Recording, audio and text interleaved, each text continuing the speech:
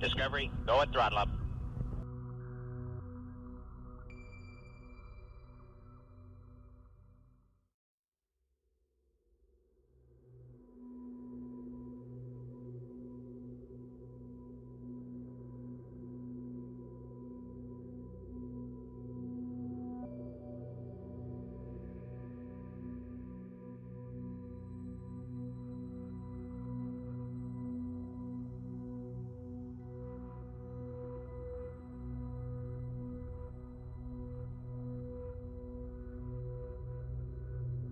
Discovery, go at throttle up.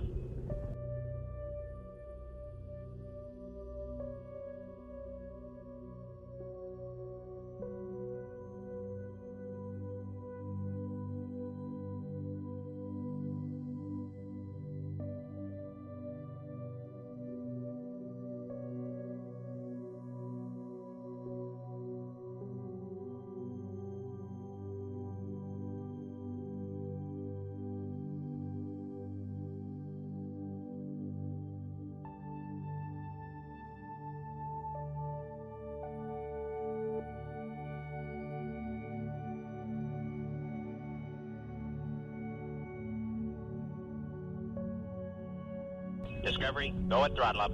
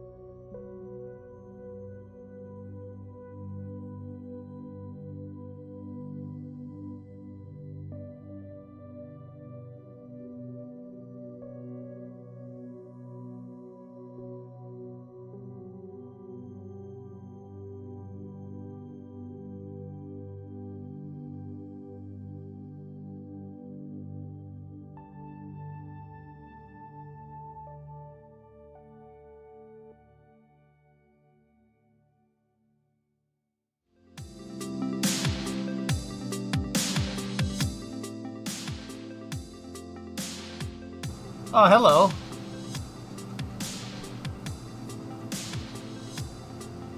Oh, nice, Cajun. There you go. And back to South. Neat.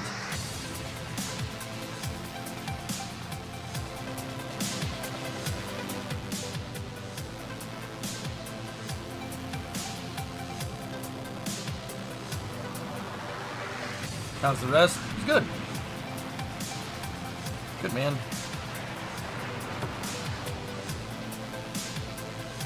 They're not doing the chopper catch hypersonic. This one's gonna parachute down into the ocean.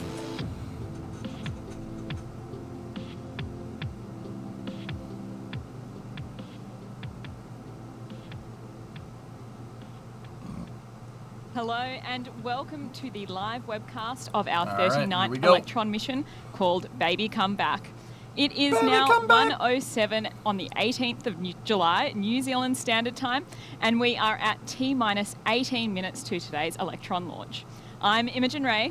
And I'm James Rattray, and we're here at RocketLab's Mission Control Centre to guide you through today's journey to space. A rideshare mission for 3 customers from Pad B at Launch Complex 1. James is good too. You might have noticed the red paint scheme on Electron today. That's right, on top of the primary mission to deploy customers' satellites to orbit, we will attempt to recover Electron's booster from the ocean after it returns to Earth under a parachute. Launch preparations are going well and Electron is vertical and ready on Pad B.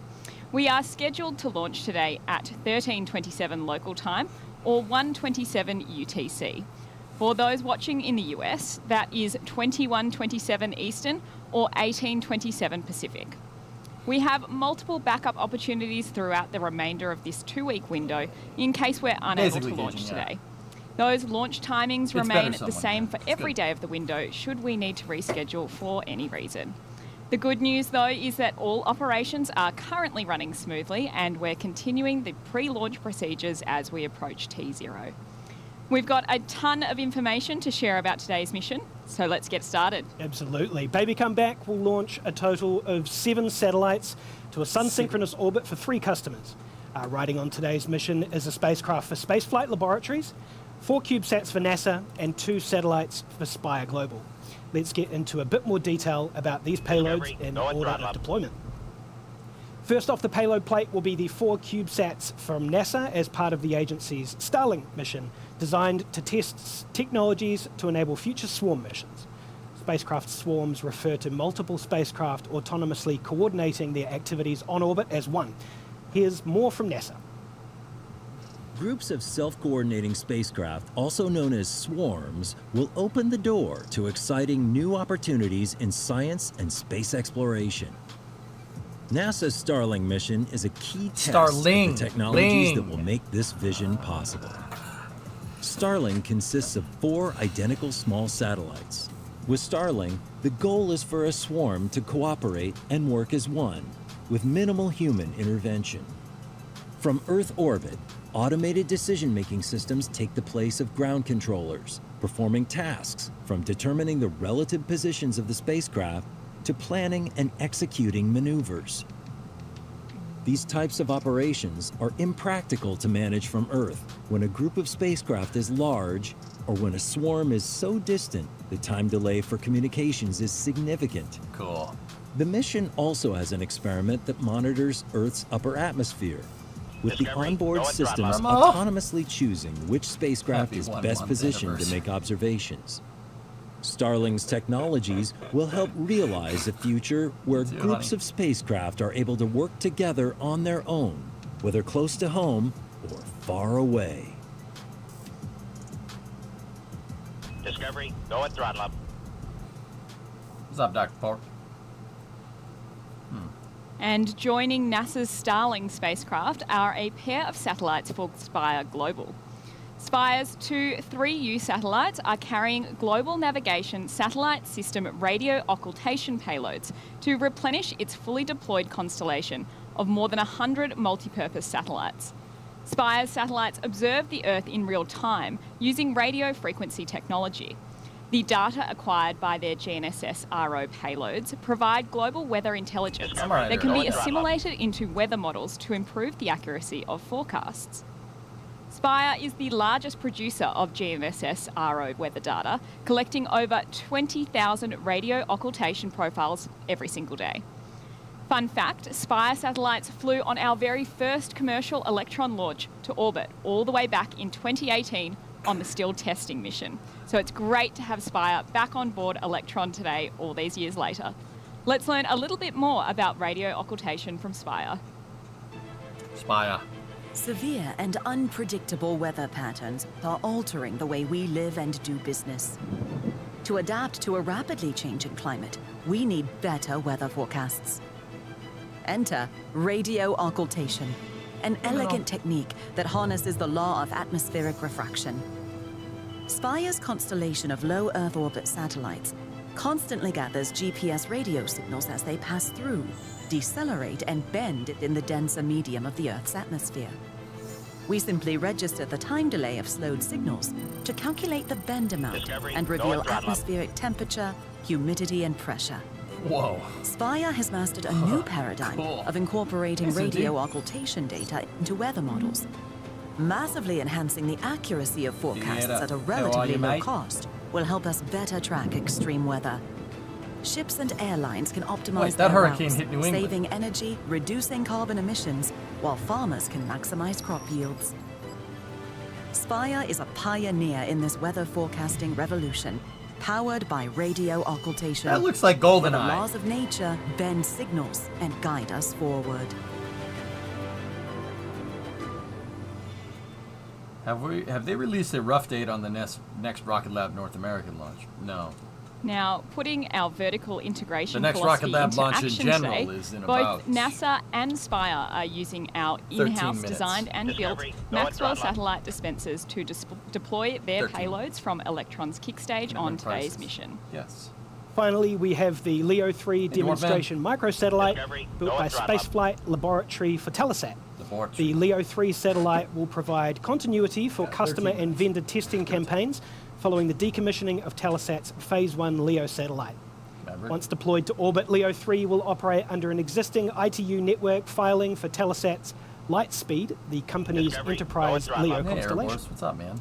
We're looking forward to hearing more about our customers achieving their science missions over the next few months. But for now, let's check in on the clock as we are at T-minus 12 minutes and 19 seconds, which means it's time to listen in to our launch director for the final go, no-go poll as we proceed through the final minutes of the countdown. Each operator will now check in from their stations Discovery, to confirm go and all throttle up. systems Lot of are resubs, go for dudes. launch. All operators, this is the LD on mission, proceeding with the go, no-go sequence. Stage. Stages go. Avionics. Avionics is go. See, I'm GNC. Sitting, I'm sitting here. GNC is go. Beacon. Beacon is Discovery, go. go and throttle up. T1. T1 is go. GC. GC is go. Juicebot. PLS. How come SpaceX doesn't launch small sats as much RSO. as RocketLab does? RSO They is do. go. The transporter Met. missions back That out. is go. RF. RF is go. SpaceX has launched more MM. small sats than RocketLab has. MM is go. Recovery. They just put a bunch of them on a big Go and payload throttle up. dispenser LD that sub. looks like a Christmas tree. LD SUP is go. That completes the go, no-go sequence. We are T-minus 11 minutes, 21 seconds and counting. We are go for terminal count at T-minus 10 minutes. From this time, the 3-word hold procedure is in effect.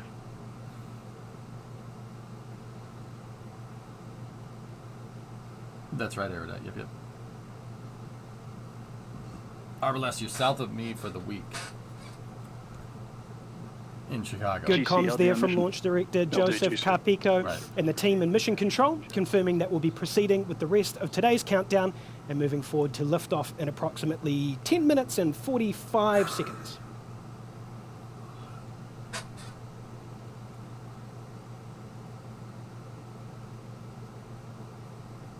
Doing all right. You got trained today a bit on the robotic camera tech that might even make Das jealous. Yeah, Airborne, you say PTZ and Das pops out of the woodwork. PTZ, Das pops out of the bush. What? Where? You know. Hey, Brandon, what's going on? So the small sat market is big enough for both SpaceX and RocketLab. Yeah.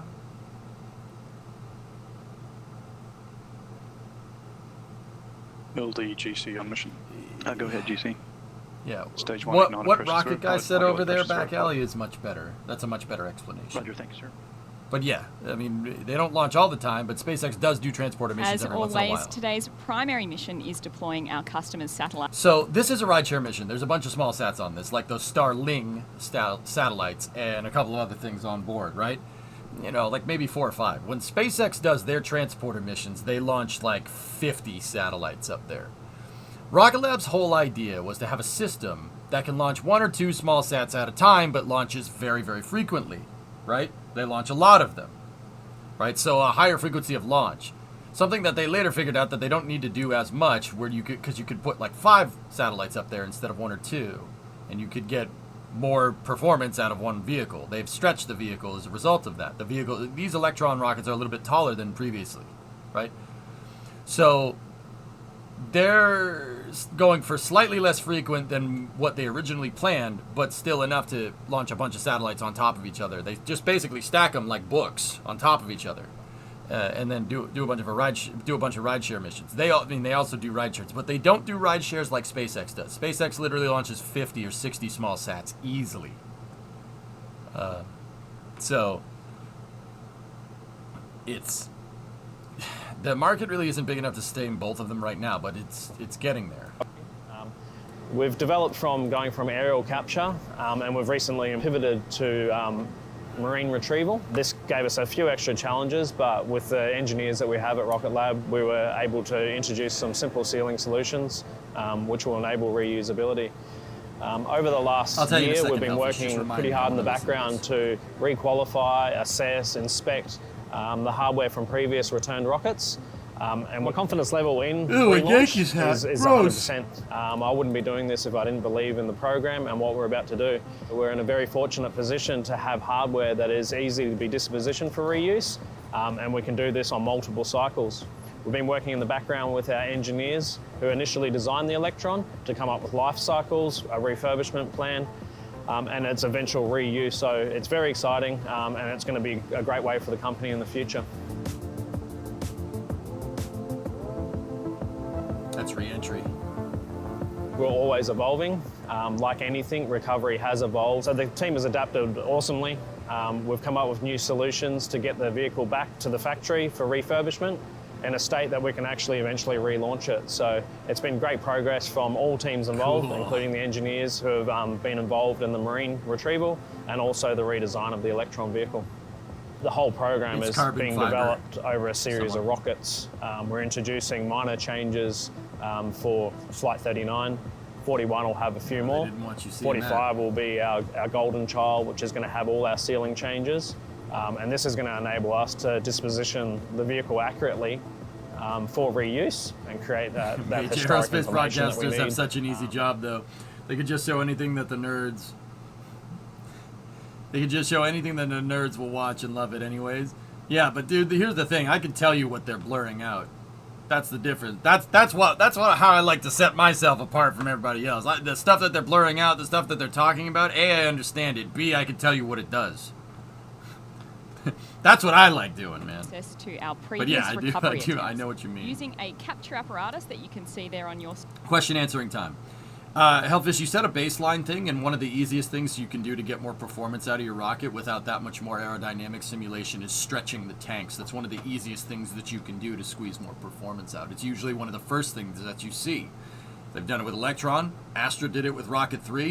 SpaceX did it with Falcon 9. I mean, look at Falcon 9 1.0 versus 1.1. One of the more simple things that you can actually do. Even NASA has done it to some extent. I wouldn't say NASA, actually. I would say ULA. ULA's interim cryogenic propulsion stage, the third stage for the SLS, is actually a stretched version of Delta 4's Delta cryogenic second stage. It's a stretched version of it. Stretching the tanks and making it just a bit longer is one of the easiest ways that you could squeeze more performance out of a launch vehicle. A controlled splashdown.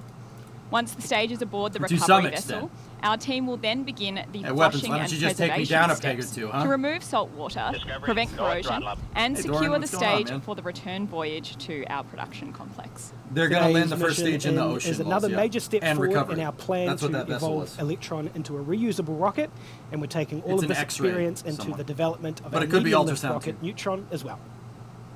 All right, it's now T-minus... Yeah, we're inside of 5. I'm going to roll ads so people don't get pre-roll ads during the launch. We're getting to a point where rocketry itself is no longer a clean room only industry.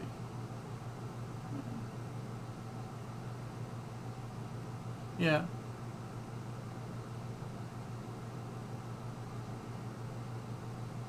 Yeah. Discovery, go and throttle up. Yeah, I mean, that's with segments, but yeah, same idea.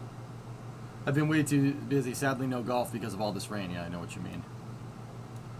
All right. This is a replay. Oh, this is the haste mission. Oh, cool!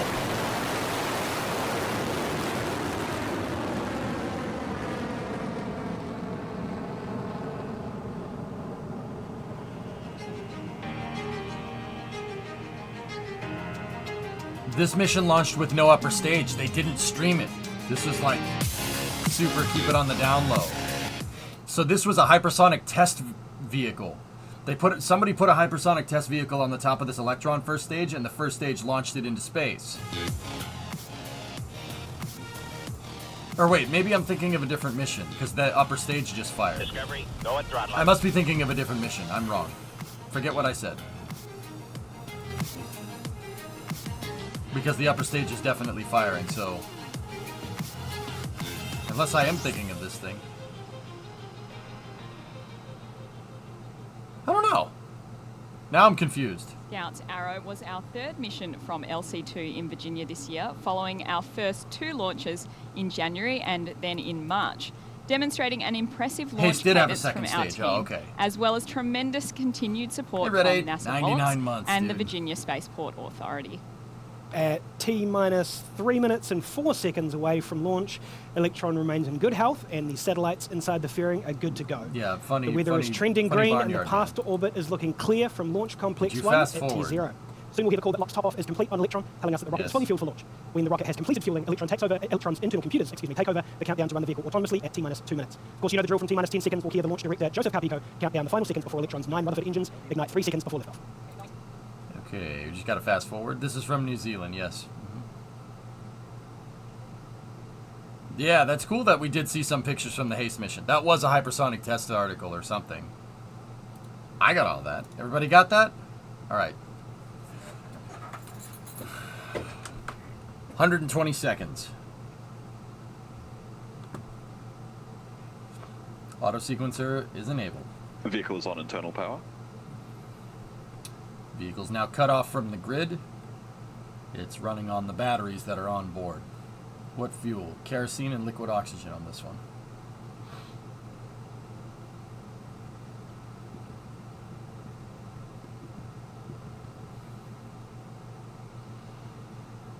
$90 seconds.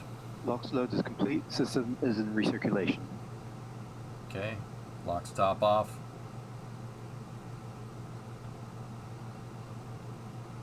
AFTS is green, enabled for flight. Automatic flight termination system showing no problems.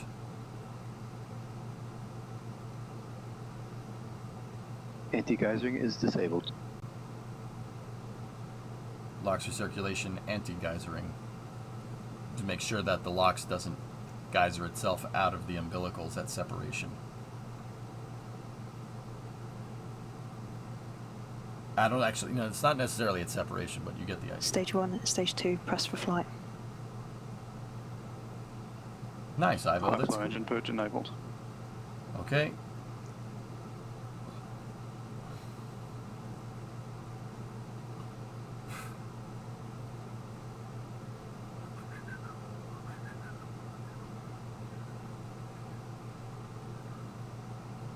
$25.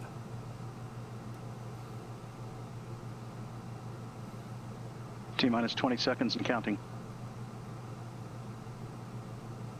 15. Sound suppression system should turn on here. 10. 10, 9, 8, 7, 6, Sound suppressors 5, are on. 4, 3, 2, Send it. 1. Liftoff.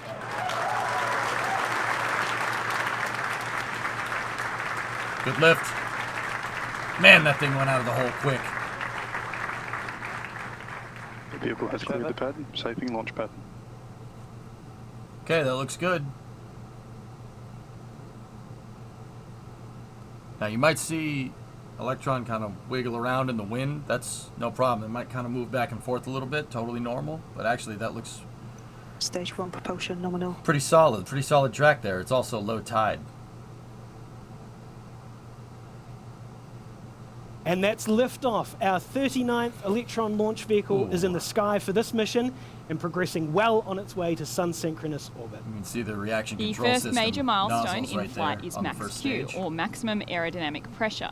Just ahead Discovery, of 1 go and minute throttle 20 up. seconds, Electron will push through the Yeah, highest low amount tide, of man. aerodynamic stress it experiences.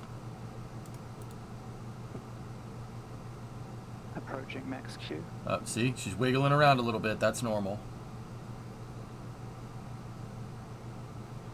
Cleared max Q. And with word from Mission Control, we can confirm that Electron has successfully passed through Max Q and is continuing on its southeastern trajectory off the coast of New Zealand. The first stage's Rutherford engines are firing nominally as we come up to the next series of events in the vehicle's There's launch the profile, contrail from the starting with vehicle right main there. engine cutoff, or MECO.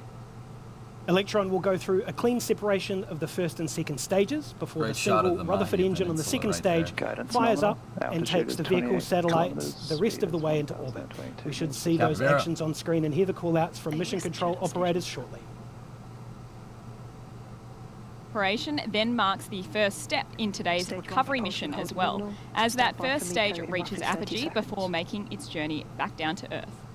What a pretty country that is.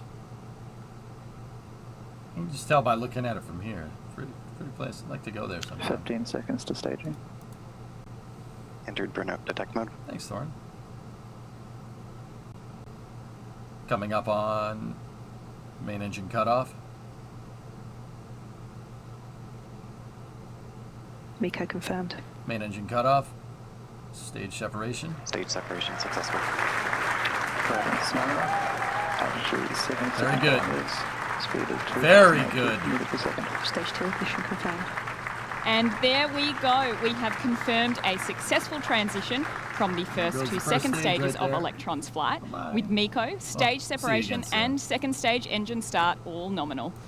Now it's time for the first stage to baby come back. Baby come back. All right. Electron protects the satellites, but since we've cleared the lower atmosphere, they don't need this protection anymore.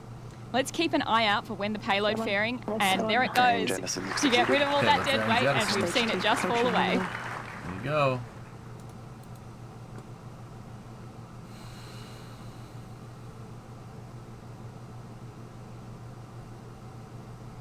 Very nice.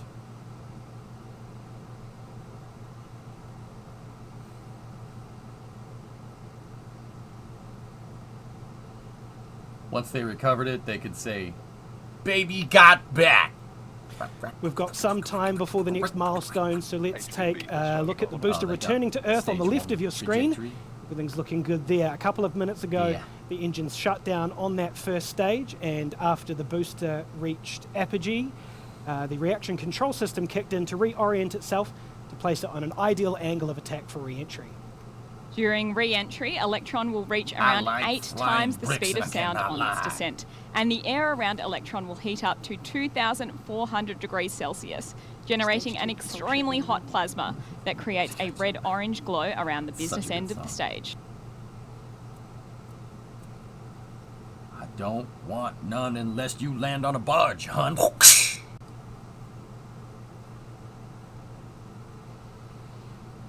That first stage is on a very high trajectory. 145 kilometer apogee, from what I can tell there.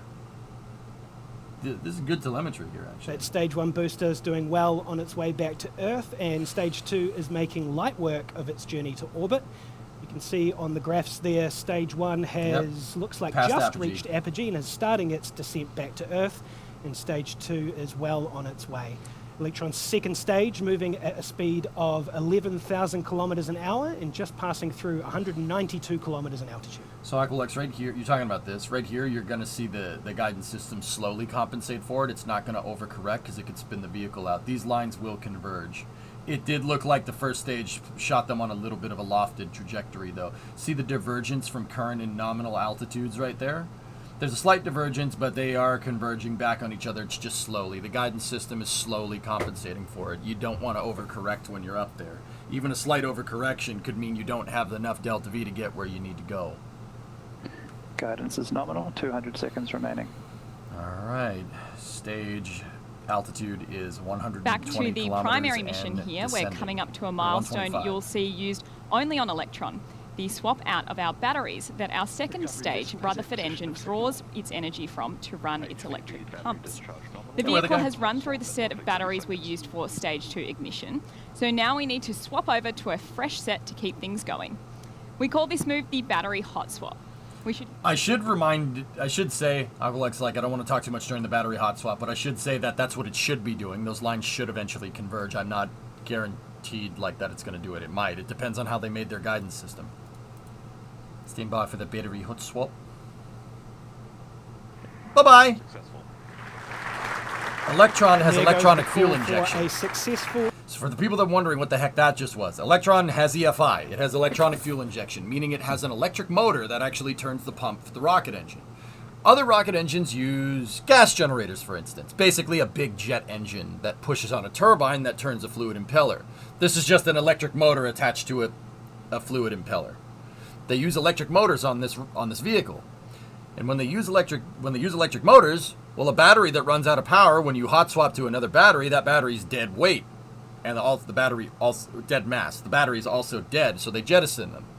They do burn up in the atmosphere, so you don't have to worry about a battery just landed out in the middle of the ocean somewhere.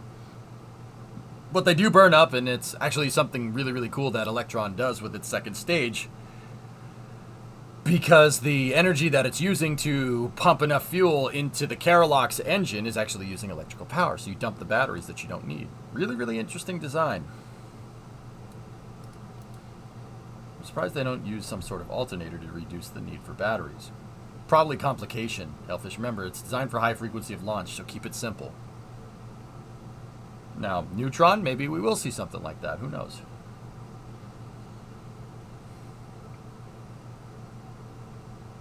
You could say they send them back, free of charge.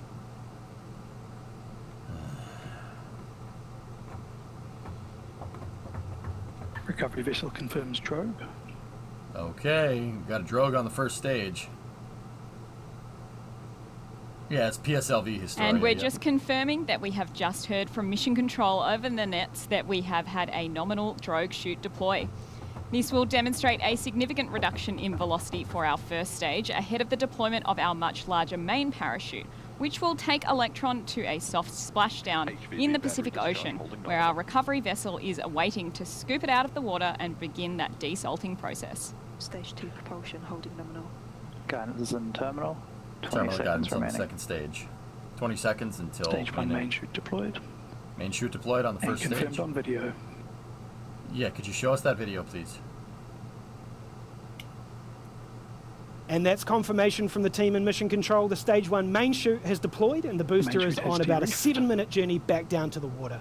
Show us. Meanwhile, in space, where that Stage 2 is ferrying our customer spacecraft to their orbital destination, we're moving at a very brisk 28,000 kilometers an hour. There's engine cut off. It looks like we've just had Stage 2 shutdown. Stage 3 separation confirmed. Nominal transfer orbit achieved. Okay, we got a good call for a nominal transfer burn. And with that nozzle cooling and confirmation from Mission Control, we've had a successful second engine cutoff and kick stage separation. Land Today's center satellites or are mission headed to control? a I'll let you sun-synchronous decide. orbit. But as we mentioned before, our kick stage is on an elliptical first pass. It needs propulsion to course correct and orient it in the right trajectory for payload deployment, and that's where the Curie engine comes in. The first payload deployment sequence is scheduled for around 30 minutes from now, with a second scheduled for about an hour after that at T plus 1 hour and 40 minutes. Yeah, stuff. We won't have live video of payload deployment for this mission, but we will continue to follow along and listen out for those final few calls from Mission Control, as well as animated views of the end of the mission to visualize what happens in space when they do deploy. Before we take a break, we might want to have a bit of a check-in on the recovery again. I'm not sure if we've got that camera available, but I'm told that the recovery crew are patiently waiting for booster splashdown in the ocean, and once that booster is in the water, the crew will use their capture apparatus to grab the stage from the ocean and bring it aboard. If we get that recovery vessel camera back, we'll bring it to you as long as we have, but for now we'll take a little bit of a break and we'll come back to you in a few minutes with confirmation of booster splashdown. We'll be back with you shortly.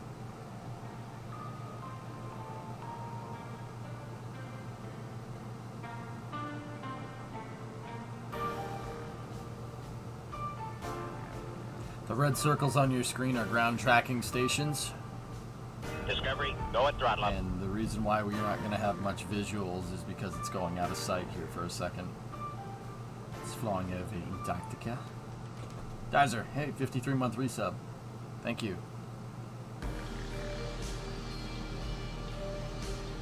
Sun synchronous submitted, so yes, 97-degree incline, sun synchronous orbit.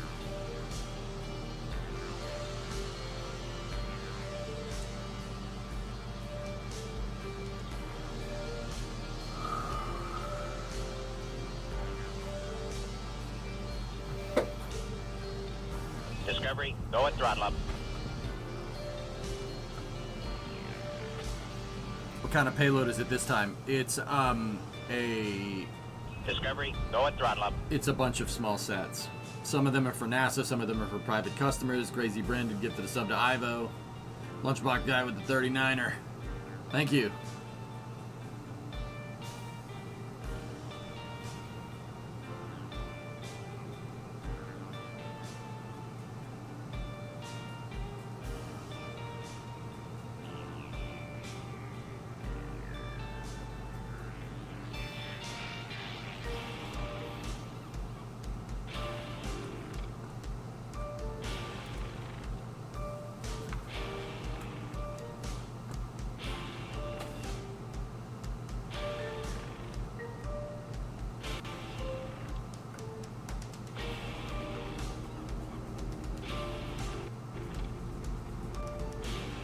Discovery, go at throttle up.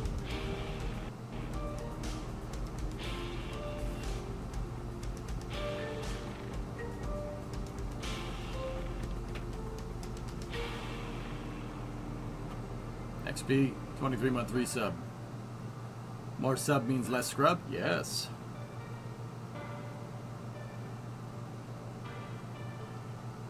Yeah, Elfish, yeah, no one gonna share that.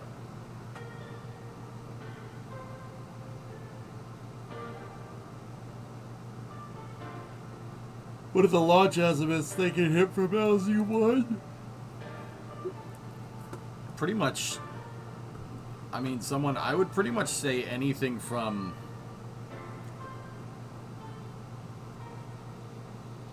like 210 all the way up to like probably 360. So 0 through 210, they can pretty much get anywhere in there. They wouldn't launch this way because you start getting overpopulated areas, but you pretty much have 180 degrees of flight azimuth because there's nothing to the east of here. There's nothing. The only thing is, the only kind of the only kind of problem here is that it's at a low southern latitude, so it's gonna, I mean, you might be able to get stuff to the ISS from here. But yeah.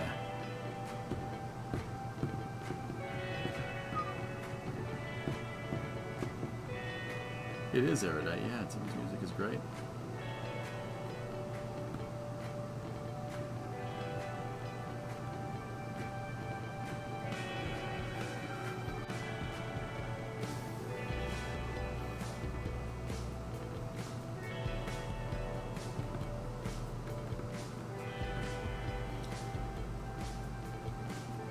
Yeah, it's a 97-degree inclined sun synchronous orbit from what I can tell, STX.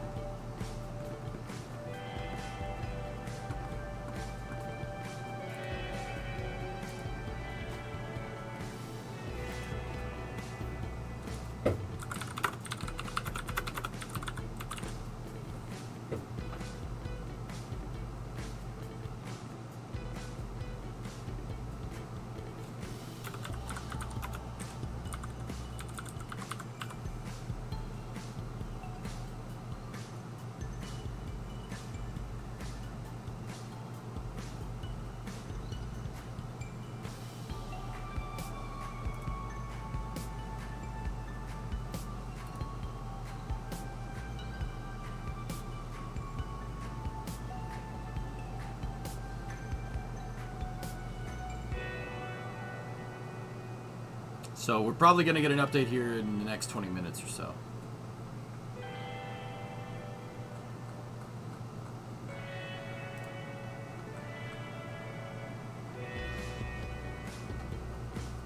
Sorry for all the kind of basic questions, but how does Rocket Labs transport their rockets? Do they just use commercial freight?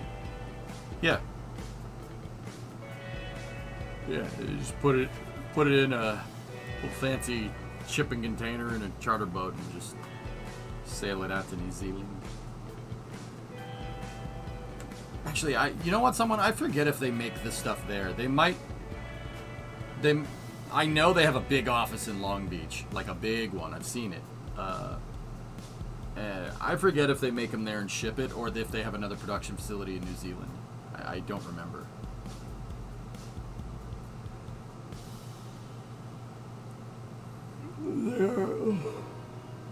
They are going over Antarctica right now. Yep. Keep in mind, this is not exact because they don't have a track on the thing.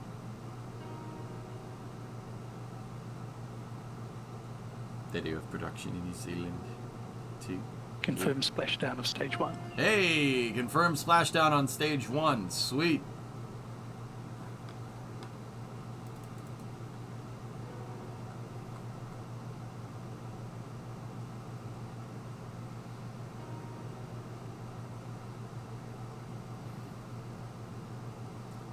Picture of it would be really nice, but for those of you just joining us there, we have had stage 1 splashdown in the Pacific Ocean, and you can see it on your screen just there, where with the crew aboard the recovery vessel, who will now be making their way to the splashdown location to collect their booster. As operations continue as normal, we will take a break again, and when we come back, we will share when the payloads are deployed. We'll be back with you at around T+46 minutes. Just leave this camera, though.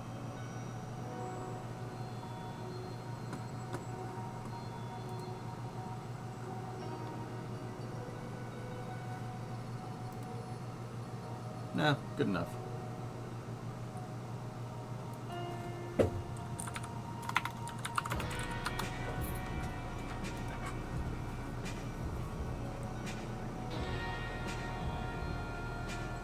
They said they had a visual on it, SysV, but we never saw it.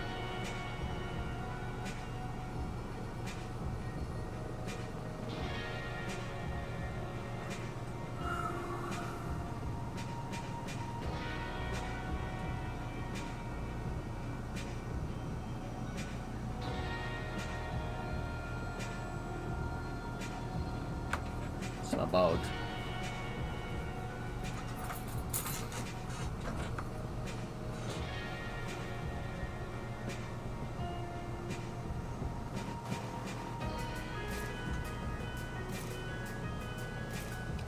my boat.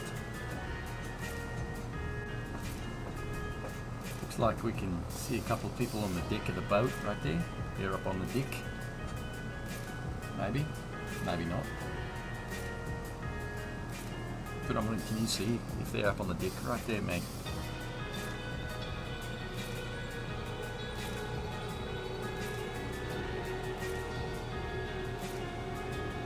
Excuse me, the what? They're up on the deck of the boat? What?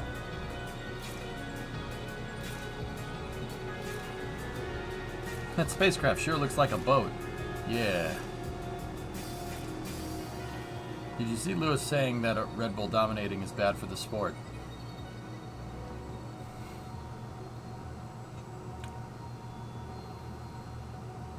No, I didn't see that. It's kind of funny. So right now the recovery ship is going and getting the splashed down first stage. How's the face doing? I'm alright, super.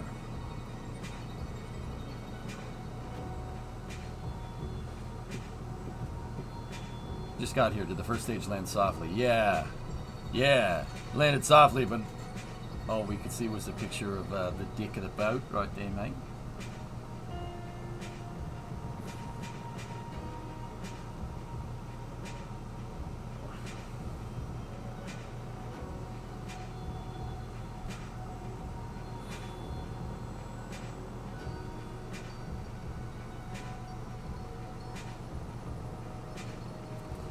Got nukes. When I qualified surface officer on the deck of a submarine, one of the things you had to do is man overboard drills.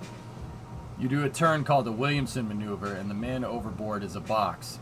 If you can get within line throwing length, you pass. I was totally lucky. Washed that box up on the bow for your qualification run. Never came close to that again after I was qualified.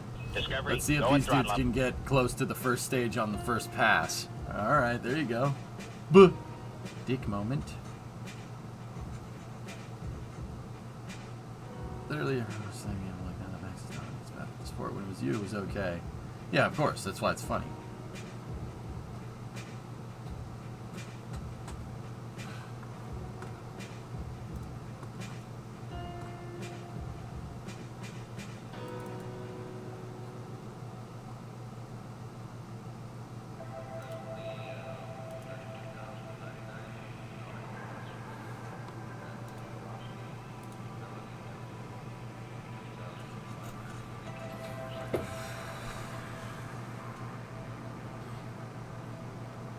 And sync 74 months. Thanks, buddy.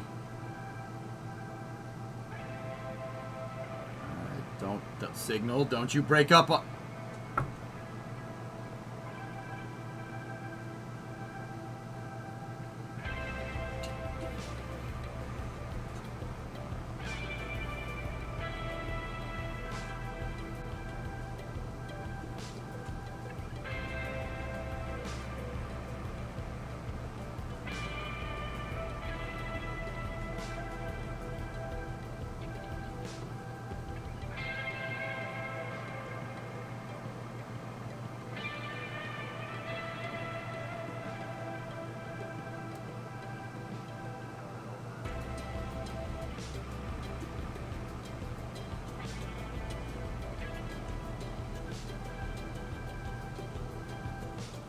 Ah, there we go. It's back.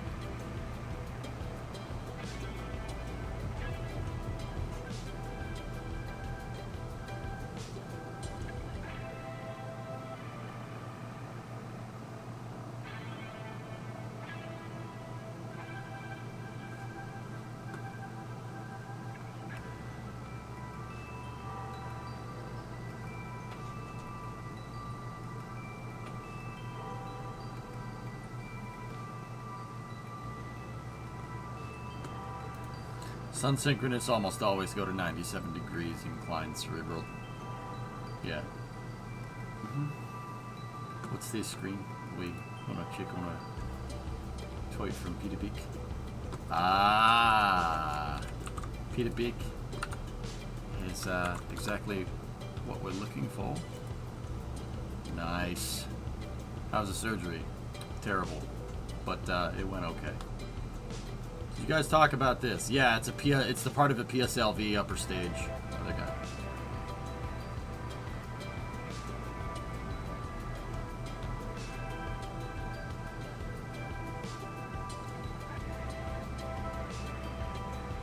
Cool. And that's what this ship is going to recover. Peter Bick.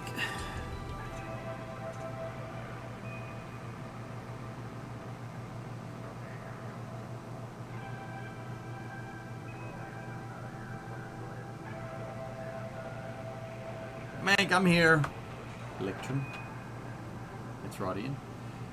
Ian, how come no coverage? I checked the control center and it's deserted. I'm like,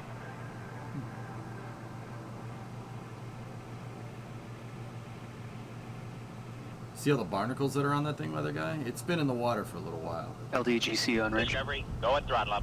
Launch director, hailing ground control.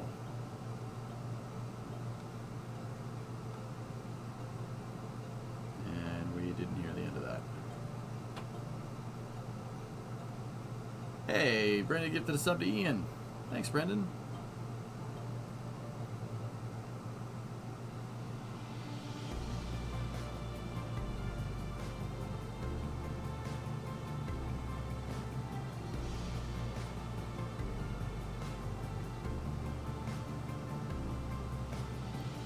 So the upper stage, the kick stage is going up here off of the western coast of South Africa.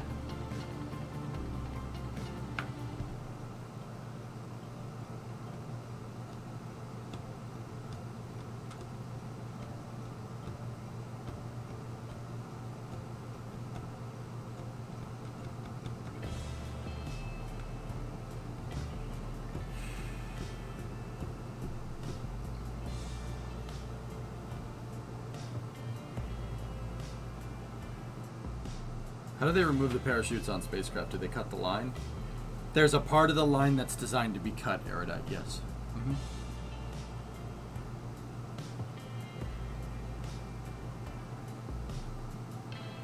There's a section that you can snip it.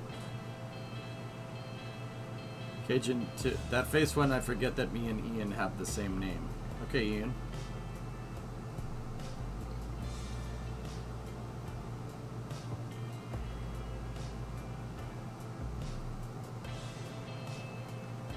Do very agreeable rockets have Uper stage it? Common Ian W.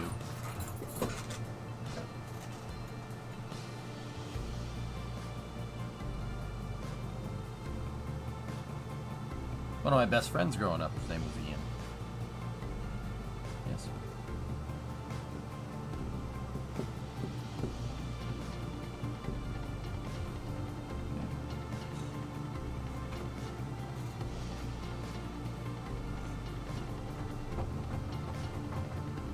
Was he an avocado though? No, he was Japanese. That's kind of close.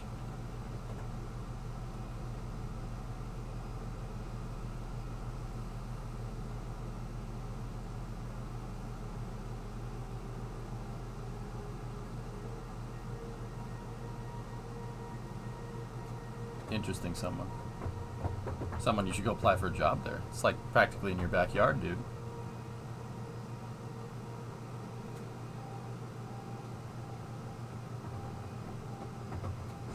I don't know. Where do avocados come from?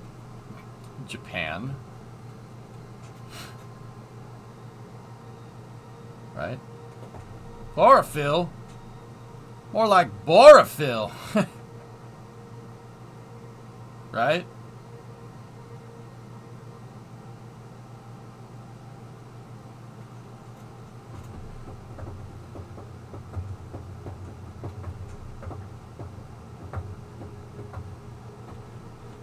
If I recall correctly, their internship program is college up. However, I completely forgot they were in Long Beach until you mentioned it now, and I'm going to check on to be sure. Virgin Orbit is across the street from them, someone. I have a picture of the 97, the Route 154 truck with RocketLab and Virgin Orbit in the background, even though the Virgin Orbit place probably isn't there anymore. Spin Launch is across the street from them. Does that help? I mean, that's cool.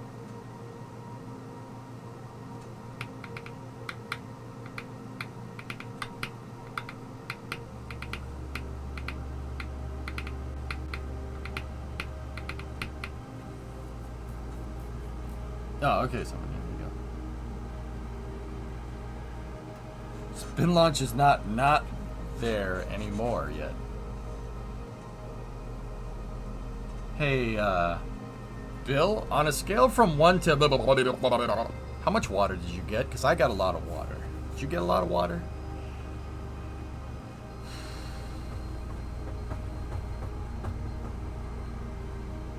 I'm hoping Spin Launch can get their stuff to work. I think they'd be pretty cool. Yeah, SVO would be kind of neat. Since we have time here, have a laugh. Where you can have a laugh.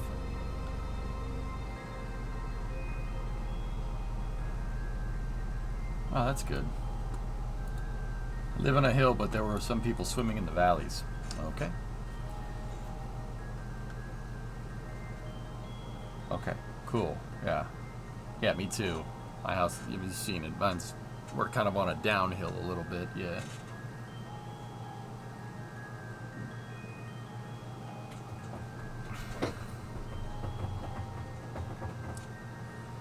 Makes sense. I just worry about the G-forces dragged from the atmosphere.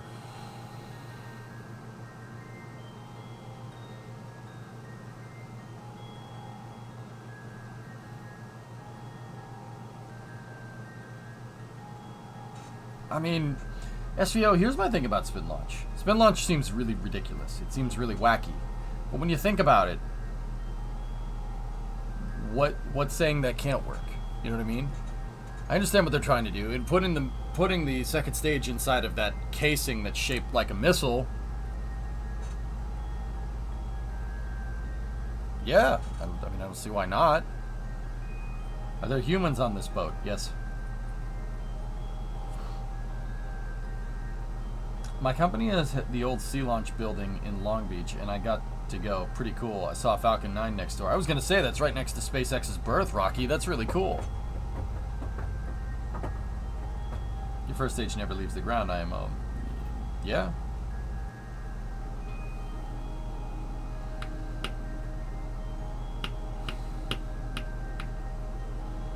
Oh, the boat slowed down, guys. The boat reduced speed, meaning it's approaching the first stage. Give me the big camera. Come on, flip these views. Let's go. They're fishing a first stage out of the water, Jacka. That's my boat.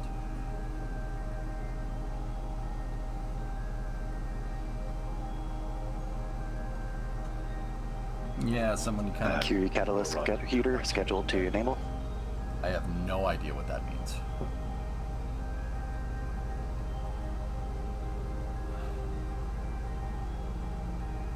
Yeah, Ivo, spinning that thing is gonna be difficult, but they already proved that it kind of can work, so.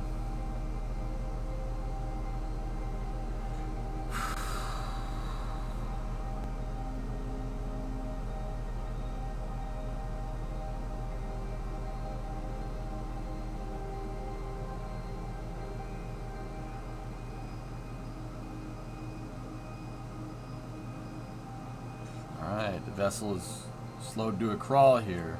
Let's see what it's got, nukes.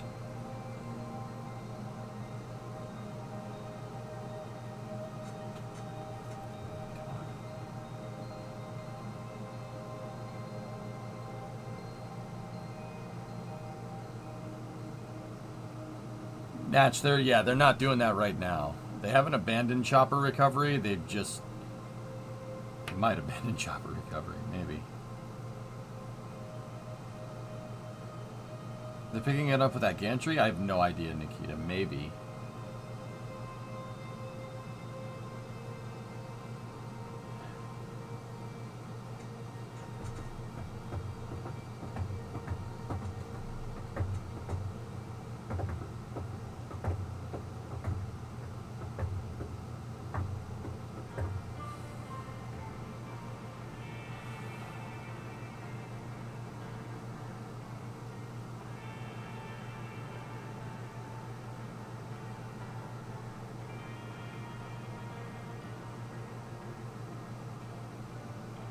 I'm watching this over here. I want to see that stage come into view.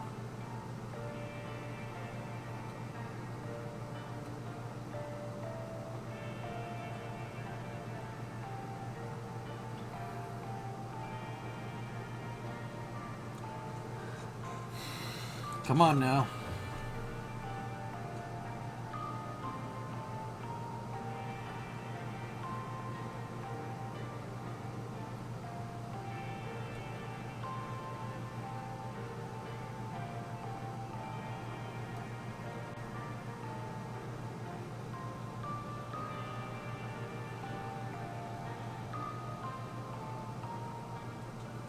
They want it as a backup, someone, but yeah, you could.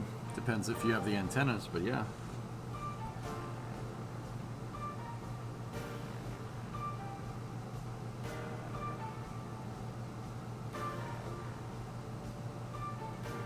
They're turning the vessel.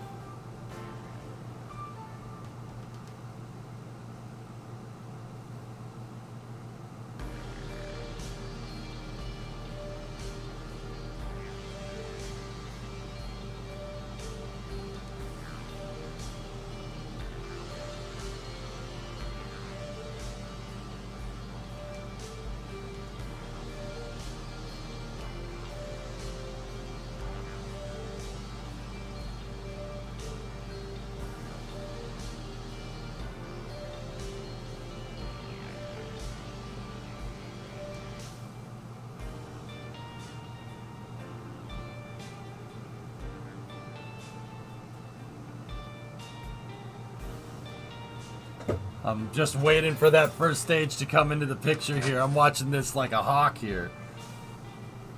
What's a Curie burn? It's their upper stage, or their kick stage. Flanking.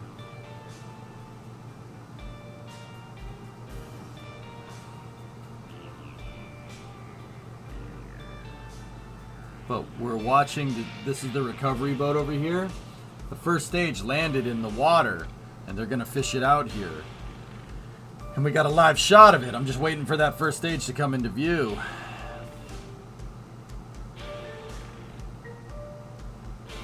I'm sure we'll see it on camera. Yep. Yes, I am. Oh, there it is. Yo, let's go. Discovery, go and throttle up. Laser Drifter, 30-month resub. Yo, there it is. Cool. That's awesome. Oh, that's so legit. That was just in space.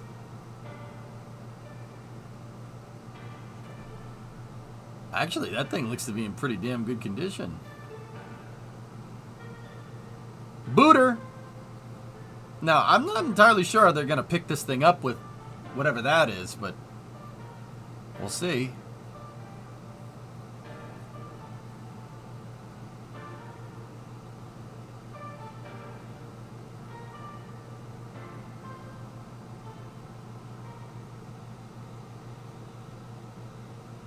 Guys revving the engine. Go and throttle up. BH Freak. Is KSP2 better now? Definitely more playable, dude. I'm not sure it's at to the point where I can get crazy with it like I could get with KSP1, but it's definitely there.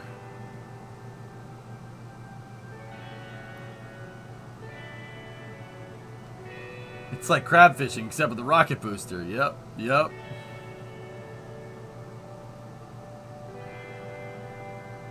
Yeah, just gonna reel it in. There she blows, SpongeBob! SpongeBob! We're grabbing the great Moby Dollar! Arr, arr, arr, arr, arr, arr, arr, arr, arr, arr.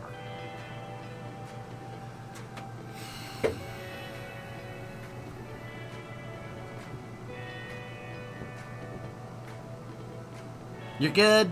You're good. Keep going. You're good. You're good. We're gonna need a bigger boat.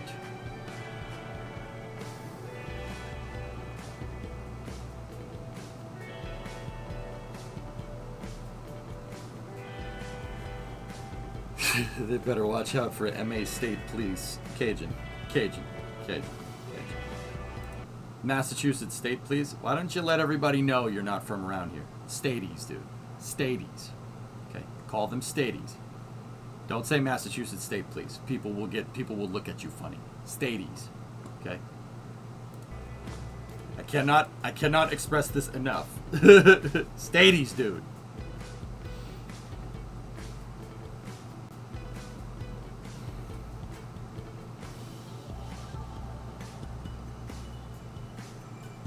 Yeah, you call the Staties troopers. That's what they're called. Good to see you, trooper. Like that.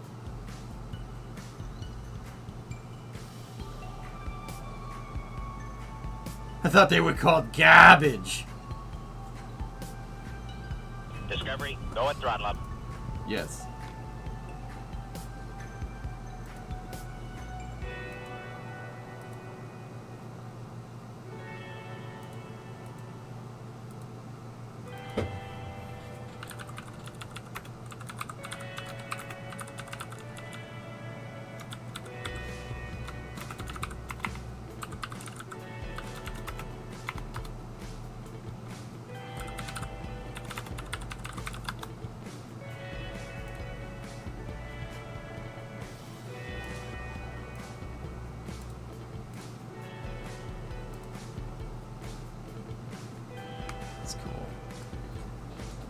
I just needed to see something. Yeah, you could call them that, you could call them assholes if you want, Cajun. That's how you get in trouble. Ordon, 42-month resub. I'll blend in right now. Yeah, AP, yeah. Staties.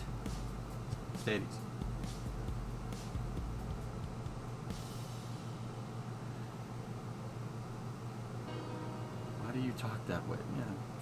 Get out of Yeah.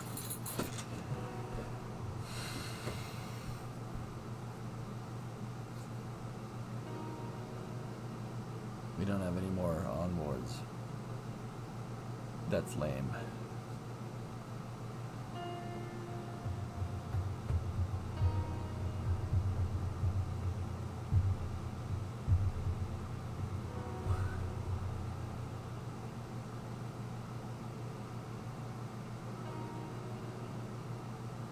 For some reason, the car we got from Hartford Airport, you flew into Hartford Airport? That's weird.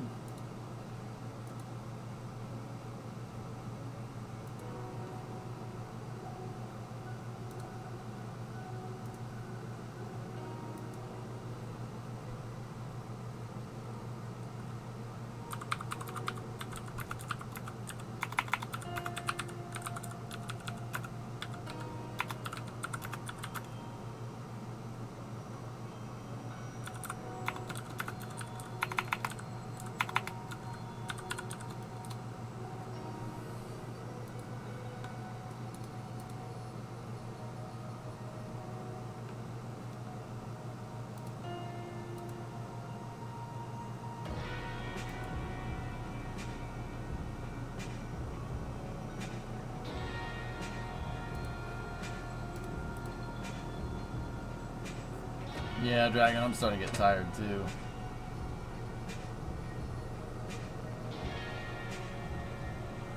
You gonna do some trends after this, or is this gonna take a while? Should be getting up here to Curie Burn and deploy momentarily once they get up into the ground stations. I don't think so, Falcon. I guess not.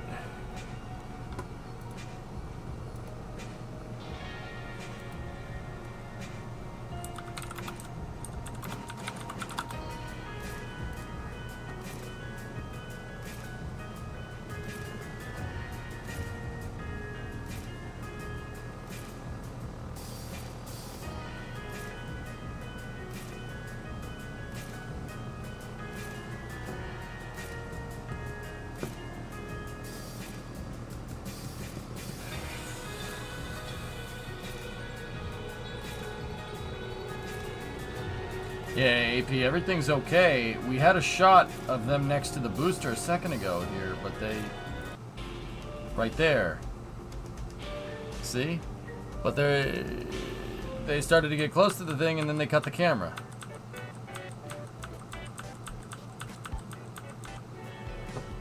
That's lame. Too bad these guys never got it working.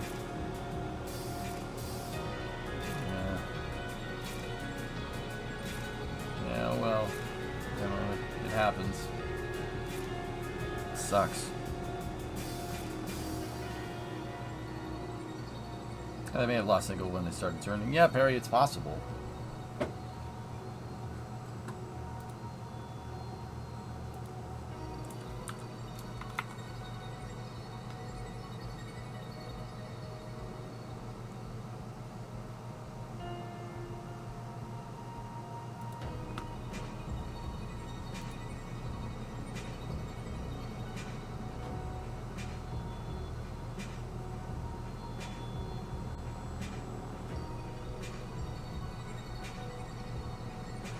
Oh, demo, that took me forever to figure that one out. Nice. Very nice. Are you back to live on the RocketLab stream? Welcome back to the webcast of RocketLab's 39th Electron launch. We are now T plus 44 minutes behind, into the Baby but Comeback yes. mission, with the first of 2 payload deployment sequences coming up shortly. Before that though, let's recap on the mission so far. Baby Comeback launched at the top of the window, lifting off the pad at RocketLab Launch Complex 1 at 1:27 New Zealand time, or 01:27 UTC. Electron had a clean pass through max Q, main engine cutoff, first and second stage separation, and then second engine cutoff, followed by final stage separation from the kick stage carrying today's satellites. While that happened, the first stage began its descent back down to Earth under a parachute and has since successfully splashed down in the ocean. And while we were on our break, you would have seen that recovery vessel approaching the splashdown booster. The kick stage is now coming up on payload deployment shortly. First, the Curie engine will ignite to position the kick stage in a circular orbit ahead of its mark. Then the NASA Starling satellites will deploy one at a time, followed by the Spire satellites. The Curie engine will then ignite again, making an inclination shift ahead of the deployment of LEO 3 for SFL and Telesat. That second deployment sequence will be taking place in about an hour or so, and we'll update you as it happens. Meanwhile, we're listening out to Mission Control for confirmation of that first of 4 Curie engine burns. This is a long mission, dude.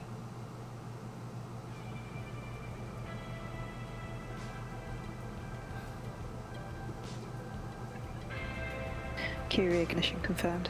All right, here we go. I might be able to see some onboards here in a second.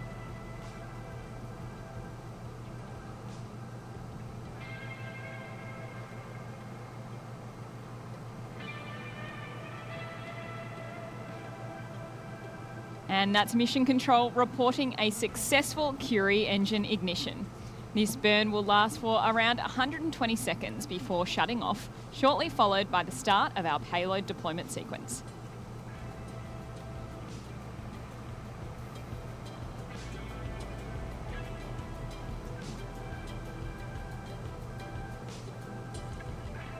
No signal? No signal?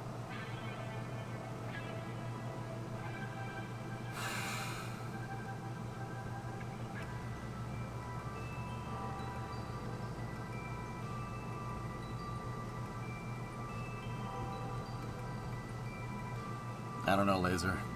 The project may have been around before Starlink existed, knowing the iterative pace that they go at. But who knows, maybe. Didn't they say they weren't going to show payload this time around? Yeah.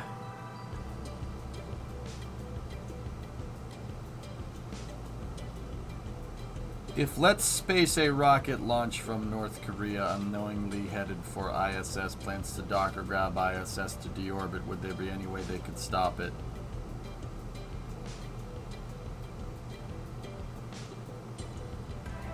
I don't think the rockets can get that far, Erudite.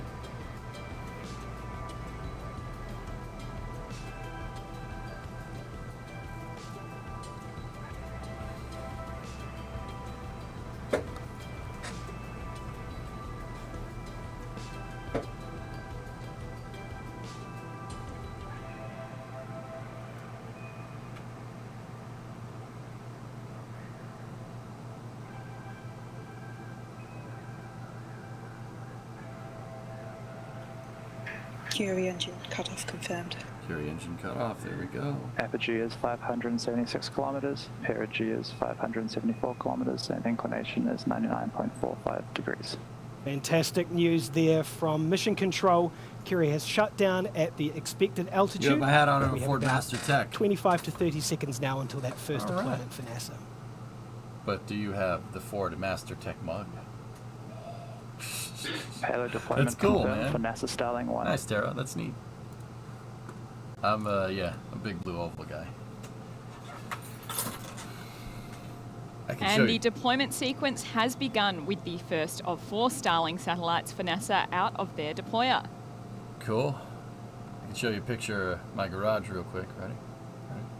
Just finished working on that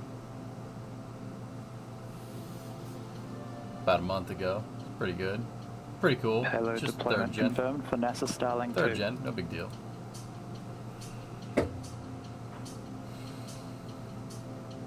That's number 2 out of their deployer. We have 2 more 6U CubeSats for NASA coming up, You have followed a by blue one the in front of 2 the 3U dealership. That's awesome, CubeSats for Terrapini. Cool. Spire Right and on. 575 circular.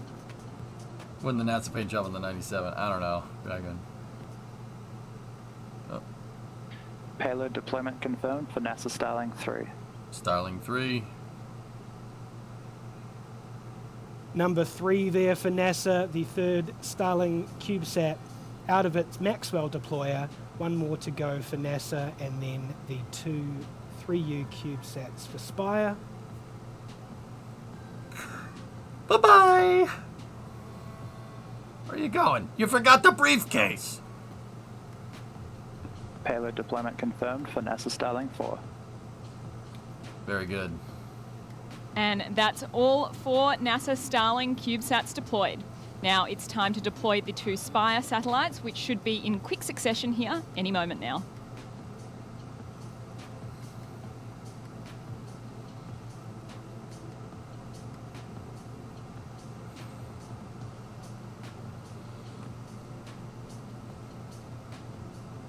These spy Payload sats? deployment confirmed for Spire 1. Commercial satellites. Fantastic news Spire there from is the Mission company, Control. not Payload SpySat. deployment confirmed for Spire 1. We have the last 3U CubeSat for Spire coming up shortly, and then we'll have another coast phase briefly, followed by the SFL deployment about T plus 1 hour 45. There we go. Yeah, no, not spy satellites. Those aren't big enough. And payload deployment confirmed for Spire 2. Excellent news again from Mission Control. Spire's 2 3U GN SSRO CubeSats have been successfully deployed from Electron's kick stage, which of course marks the end of our first of 2 deployment sequences. It does kind of The look like a payload for SFL E4OD, today is doesn't out it, a little Bill? further than the other satellites on the mission. So the It does look like a giant flying... Yeah, it looks like a gigantic flying E4OD. I didn't... Yep, no, it definitely does. Yep, that's weird. It's a big automatic transmission. I was wondering what you were saying. I'm like, wait, was one of the satellites called the transmit? No, it literally looks like a big transmission. There's your output shaft right there. There's transmission, and there's your bell. Interesting. All right, it's going to be another hour basically until the next deployment, guys. So that's where I'm going to call it for now. I hope you guys enjoyed the baby comeback. They did get the stage back, from what I can tell. They just should be recovering it soon. I wish we'd seen some pictures from that. I was kind of hoping that we'd get a payout like that, but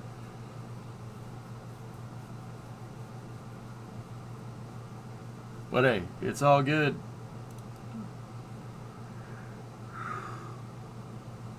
Ooh, man, I'm getting tired. Anyway, thank you everybody for watching. Let's see who we can raid. I'll be back tomorrow at noontime. I think we'll continue going with Derail tomorrow or something. We'll continue with Derail or whatever. I think we should raid Italics. Speaking of Derail Valley, we should raid my boy who's playing around with trains right now. Let's go see what Ital's up to.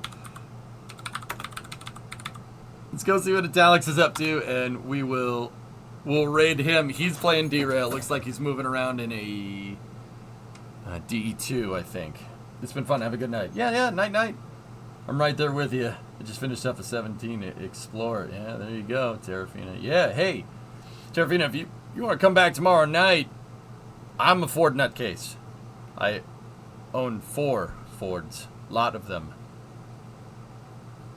So, yeah, you're always welcome in here, dude. Always welcome in here. I talk about space, but we do talk about cars a lot, too. Kind of a Henry Ford nutcase. My freaking wife's from Dearborn, Michigan. It's weird. I got a Ford Carcane problem. Yeah. Need some IROCs. It's funny you should mention that. I have about a $3,500 suspension kit for an IROC Camaro sitting in my garage. I'm not kidding. Just saying.